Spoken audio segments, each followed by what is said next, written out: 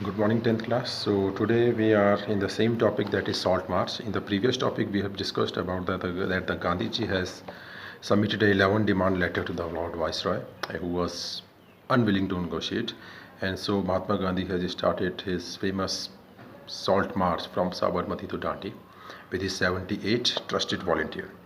So on 6th April he reached Dandi and ceremonially violated this law, manufacturing salt by boiling seawater.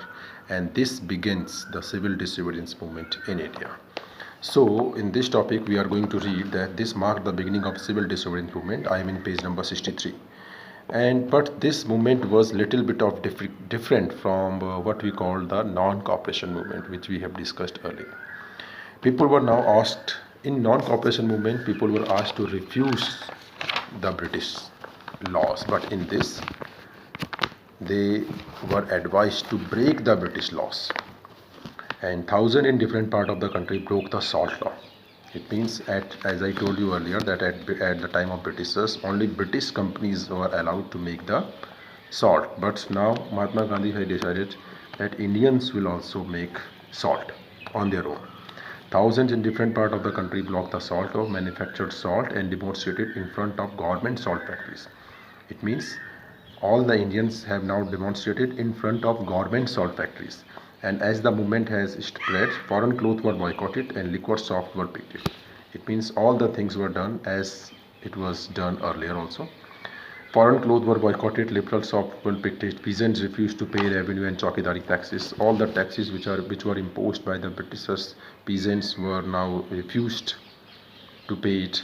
Village officials resigned, and in many places forest people violated forest laws, going into reserve forest to collect wood and graze cattle. As we have discussed earlier also, that Britishers have divided the Indian forest into three parts: protected forest, reserve forest and village forest.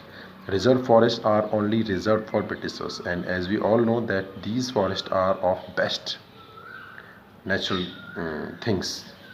So now the Indians, or you can say the citizens of Indians, the people have goes into the reserve forest, which are only reserved for Britishers, but now they enter into it and collect wood and graze cattle there. Then, worried by the developments, the colonial government began arresting the Congress leader one by one. As situation becomes more tense, the colonial government began arresting the Congress leader one by one. And this led to violent clashes in many places because they are arresting the leaders. So there were many clashes with the peoples and the Britishers. When Khan Abdul Ghaffar Khan, a devout disciple of Mahatma Gandhi, was arrested in April 1930, angry crowd demonstrated in the streets of Peshawar.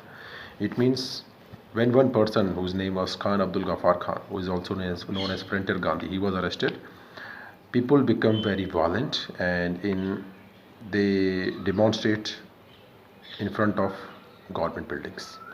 A month later, when Mahatma Gandhi himself was arrested, industrial workers in Solapur attacked police post, municipal building, law courts, railway station, all the things, all the places were violated, or you can say there were clashes between peoples and the British officials, British workers.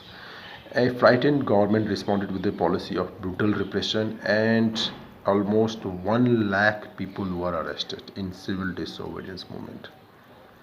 The last topic that is about the Gandhi-Irvin Pact we will discuss in the next video. Till then, thank you.